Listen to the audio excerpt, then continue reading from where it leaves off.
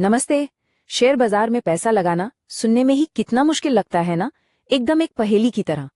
तो आज की इस बातचीत में हम मिलकर इसी पहेली को सुलझाने वाले हैं और यकीन मानिए इसे हम एकदम आसान बना देंगे। तो सबसे बड़ा सवाल, शेयर बाजार में निवेश करें तो करें कैसे, कहां से शुरू करें?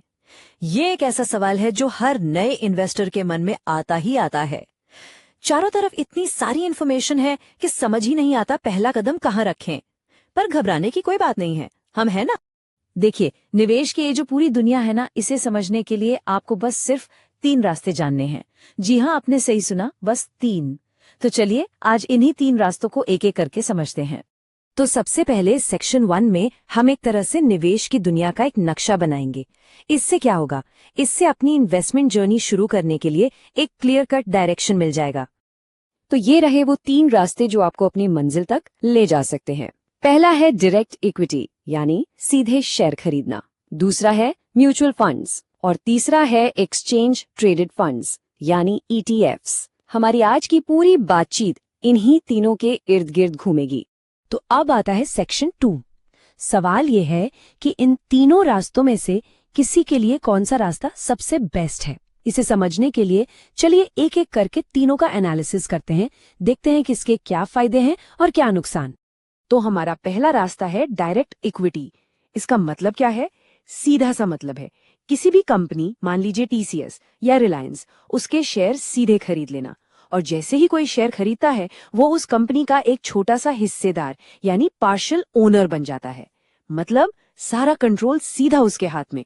अब इसके फायदे क्या हैं? भाई, पूरा कंट्रोल मिलता है और रिटर्न्स भी काफी ज्यादा हो सकते हैं। अपनी मर्जी से कभी भी खरीदे, कभी भी बेचे। लेकिन सिक्के का दूसरा पहलू भी है, इसमें रिस्क भी उतना ही ज्यादा है। और हाँ, इसके लिए आपको समय और नॉलेज दोनों चाहिए। मार्केट पर लगातार नजर रखनी पड़ती है। चलिए अब बात करते हैं दूसरे रास्ते की, म्यूचुअल फंड। इसको आप एक कॉमन गुल्लक की तरह समझ सकते हैं। मतलब बहुत सारे लोग थोड़ा थोड़ा पैसा इस गुल्लक में डालते हैं और फिर एक एक्सपर्ट, जिसे फंड मैनेजर कहते हैं, वो उस सारे पैसे को इकट्ठा करके अलग अलग अच्छी कंपनियों में लगाता है। तो म्यूचुअल फंड का सबसे बड़ा फायदा क्या है?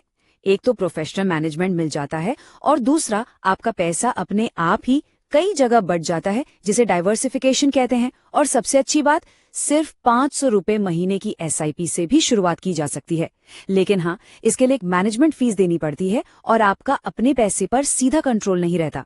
और अब आता है हमारा तीसरा और आखिरी रास्ता, ETFs, यानी एक्सचेंज ट्रेडेड फंड्स। इन्हें आप स्टॉक और म्यूचुअल फंड का एक हाइब्रिड या मिश्रण समझ सकते हैं। कैसे? ये म्यूचुअल फंड की तरह डाइवर्सिफिकेशन तो देते हैं, पर इन्हें स्टॉक की तरह मार्केट आवर्स में कभी भी खरीदा या बेचा जा सकता है। मजेदार है ना? ETFs का जो सबसे बड़ा प्लस पॉइंट है वो है इनकी कम लागत। इनका जो एक्सपेंस रेशियो होता है वो आमतौर पर म्यूचुअल फंड से काफी कम होता है। लेकिन इसमें भी कुछ बातें ध्यान रखने वाली हैं।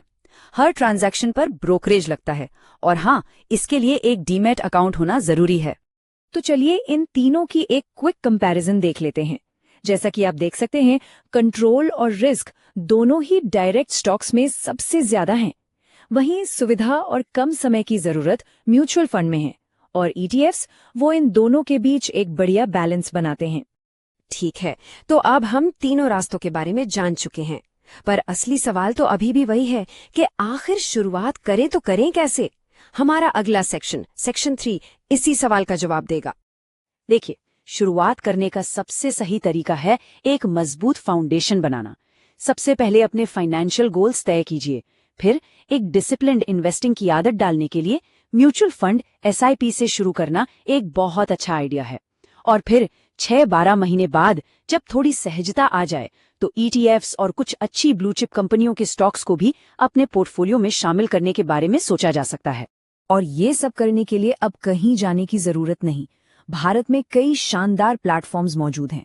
अगर म्यूचुअल फंड में निवेश करना है तो ज़ीरोधा कॉइन, ग्रो या ET मनी जैसे ऐप्स बहुत पॉपुलर हैं। और अगर सीधे स्टॉक्स या ETFs खरीदने हैं तो ज़ीरोधा, अपस्टॉक्स या एंजल ब्रोकिंग जैसे प्लेटफॉर्म्स का इस्तेमाल किया जा सकता है।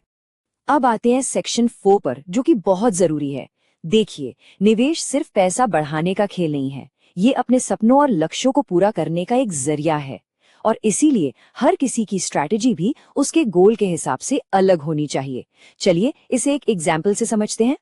तो चलिए एक प्रैक्टिकल उदाहरण देखते हैं। मान लेते हैं कि किसी की महीने की इनकम 50,000 रुपए है। अब सवाल ये है कि इस इनकम के साथ एक बैलेंस्ड इन्वेस्टमेंट पोर्टफोलियो कैसे बनाया जाए। तो ये रहा एक सैंपल पोर्टफोलियो। यहाँ ध्यान देने वाली बात ये है कि इनकम का एक बहुत बड़ा हिस्सा यानी 40% सुरक्षा के लिए रखा गया है, यानी कि इमरजेंसी फंड और इंश्योरेंस के लिए। ये सबसे जरूरी है। और जो बाकी का पैसा है उसे म्यूचुअल फंड, डायरेक्ट स्टॉक्स और ईटीएफ्स में बांटा गया है। इससे क्या होता है, सुरक्षा और ग्रोथ के बीच एक बहुत अच्छा बैलेंस बनता है। और आखिर में सबसे जरूरी बात जो हमेशा याद रखनी है, निवेश का कोई एक सही फॉर्मूला नहीं होता जो सब पर लागू हो। सबसे अच्छा निवेश वही है जो किसी की अपनी फाइनेंशियल सिचुएशन, उसकी गोल्स और उसकी रिस्क लेने की क्षमता से मेल खाता हो। तो इन सब बातों को जानने के बाद अब सवाल ये उठता है कि आपकी इन्वेस्टमेंट जर्नी का पहला कदम क्या होगा। क्या वो एक म्यूचुअल फंड एसआईपी होगी, या शायद एक ईटीएफ, या फिर कुछ और? इसका जवाब अब हर निवेशक को खुद ढूंढना है।